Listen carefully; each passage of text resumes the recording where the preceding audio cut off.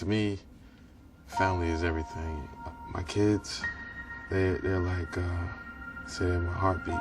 My dad told me, hey, why you always carrying that? You ain't never needed all these years, you know.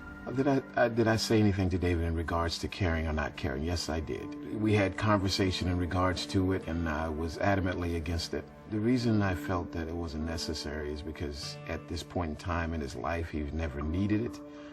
I didn't feel that it was a necessity at that time. And you're like, you've been living for 32 years, son, and you haven't needed a firearm this long. You don't need one now. That weekend, I didn't carry it that weekend that he said that. But the weekend after, he had said the same thing. Like, man, why you carrying it, man?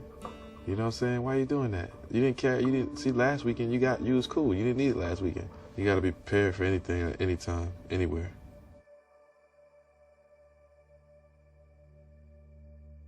The incident took place in Next Up Barbershop on Fort Jackson Boulevard. I let my sons go to Chauncey because he's best. For some reason, he's good with the kids.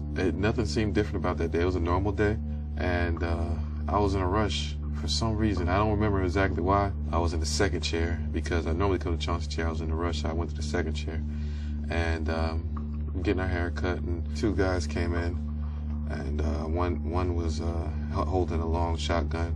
The other one was holding a handgun. They had hoodies and masks on. The door opened, so I didn't look. Then I seen the guy walk past with a gun. And then I heard the guy standing beside me with the shotgun. I seen him in my peripheral vision in the mirror. And I said, okay, this is for real. I thought he was gonna shoot me in my head, you know, or shoot me just to set an example, let everybody know he was serious. I never really came into that encounter before in my life, so I didn't really know what to do. The only thing that I knew what to do at that time was take my kids and just hold them and just keep them safe. It's kind of like time slowed down and kind of got quiet, you know. And the first thing the guy with the shotgun did was kind of make it was an Indian gentleman sitting in the first chair, with Chauncey's chair, and Chauncey, they made them get on the ground, you know. The gentleman asked me to get down, knocked me down after he had knocked my customer down. And then, as I was down, I noticed a commotion going on. The guy with the handgun walked to the back and started from the back, getting everybody's money. And meanwhile, the guy with the shotgun was kind of like, put the gun right on his head, the shotgun right on Chauncey's head, and I kind of like tensed up because I could have sworn that he was going to just take him out right there, man, you know. And that's when I asked him, you know, I said, my kids are here, please don't shoot. I don't want anything to happen. I'm grabbing my kids and I'm looking at David to see if he was going to do anything. And then the guy was going around to everybody, asking them for their money, and then David directed him to his coat. And as he was coming back this way, he was patting everybody down, and I realized I had my firearm on me, and I didn't want him to pat me down. So I said, you know, hey, my money is over there in my bag, in my jacket on the seats, and he went looking for it. And when I had the opportunity, I took it to shoot, you know, so I shot him. I shot at him first because I felt as though that if somebody was going to do something, it would have been him. Because how he was acting and it seemed like unstable, even with the gun. It seemed like he was very unsafe with the gun, just swinging it around randomly at people. The first thing I thought that I was hit with the guy, you know, being there, because I just smelled the smoke. And I'd never been shot, so I didn't know. I said, maybe I'm just numb. But the gentleman ran out the back door, and we went in pursuit behind him. Unfortunately, he ran out and crossed the street and collapsed and died, you know. I started telling the children to get down, because I didn't know if it was still going to be some shooting going on. And they were still sitting up in the chair, hollering and screaming. The young lady that was sitting in front of me with her daughter and her son, she was just looking at me screaming. I was telling her, get down. And she didn't know what to do. And I turned and tried to shoot the other guy, but I missed.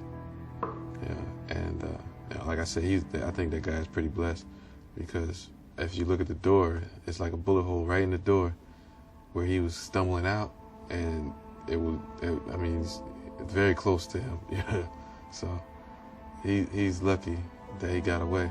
And he still got away. He's at large. Nobody found him yet. So He spoke about, he said, he called his father. Immediately said, "Dad, you told me not to carry my gun. Don't ever tell me not to carry my gun again." He said, "Because I had to use it tonight and protect, people at the barbershop." And he explained to him what had happened.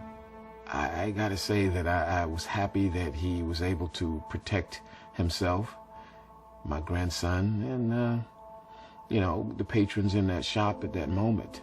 The way I feel about him carrying a gun now, after the incident, is there are certain times that when he's going certain places that I would feel comfortable if he had the weapon on him. Because there was an incident in a barbershop in Jersey where after the robber, had robbed everyone, he executed everybody. And we don't know. Just like I didn't know that one day he would be in that situation and would need that firearm. But I just think I'm grateful to God that he had it at that time. It's better to have it, not need it, than to need it and not have it. After it actually happened, I haven't left the house in like 3 months. And, I lost my job because of the fact that I wasn't going to work, because I was scared to leave the house, because I didn't know how to handle it. I stayed up all night, couldn't sleep. I mean, kind of got emotional, cried a little bit, Sometimes like that, especially from the first part, when it first happened, when I fall asleep, and I dream about it, and you see him come in, and right before you take the shot, I wake up, jump out my sleep, I contacted USCCA when I got to the police station. The first thing I did was, I recorded a statement, and then I sat down and contacted USCCA, and I told them what happened. My name is Corey Feeble, and I am the director for the USCCA Law and Critical Response Team. I received a call from David January 22nd, 2016. It was about 7:30 p.m. And I spoke to a lady. It was like, like I'm calling somebody's house. It wasn't even like a normal prompt, press 1 for this, press 2 for that. No, I got right through. I think what's really genuinely important about our critical response team is that you're going to reach someone 24 hours a day, 7 days a week, that knows what to do in this situation, that's immediately going to respond, that has all the resources and all the information with them. You're not calling a call center where they're going to have to take a message and find a phone tree. You're getting someone that has all this information available at their fingertips. When David called, I immediately jumped into action, and I became his advocate to get him the resources he needed. I made sure he was safe, made sure that 911 was called, and just made sure that if he needed medical treatment, he was receiving that as well. She said she have a lawyer call me. The lawyer called me about 5 or 10 minutes later, and she followed up after the lawyer called me. Hey, told me the lawyer's name, and so on and so forth. I mean, it was great, easy, quick. Within minutes, I had an attorney on the phone with David and walking him through the process and what he should and should not say to the police until he was able to arrive on scene. Without the USCCA, I probably would have been nervous and afraid that I might be going to jail for a little bit till they clear this up. It's just the comfort of having a lawyer, at your call when you need them. The USCCA provided me one of the best lawyers in the state of South Carolina, and he actually specializes in police officers discharging their firearms, so this is his specialty. David and I stayed in contact for a while after his incident. Thankfully, he was not brought up on charges, but he did want to become an advocate for others. And we connected several times with him wanting resources and information, and he wanted to share his experience, and he wanted information on how he could help others that have gone through this as well. If someone carrying a firearm and concealed without any type of insurance, I would tell them they're playing Russian roulette. Not only even if they shoot somebody legally, right? You have to worry about the consequences of being sued. USCCA even covers that. You have what they call enter the fray and watch them, because they're so good. They kind of let you know what to do in certain situations like this, how to deal with the police, what not to do, what to do. I get emails. I check my email. I look forward to the emails actually from USCCA every day. I felt like I was able to do the right thing and be protected, you know what I mean, as a law-abiding citizen, you know. And if you're responsible and you do the right thing and a situation like that occurs, you should be able to defend yourself and not have to worry about going to jail or even spending the night in jail, or what am I going to do about a lawyer and such. And USCCA provides that for you.